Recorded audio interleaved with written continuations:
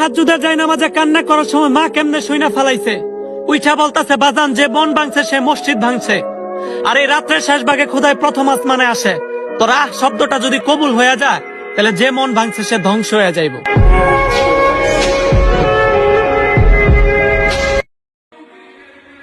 আমার সাথে অন্য কারো তুলনা করার কোনো দরকার নেই। আমিও মানলাম সে আমার থেকে ভালো। তার কাছে যান।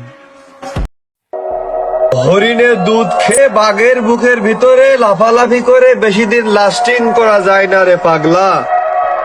বাঘ দেখছে মরার আগে লাফাচ্ছিস, একটু লাফা, সময় মতোই ঘাড় যাইতে মাইরে দেবে থাবা।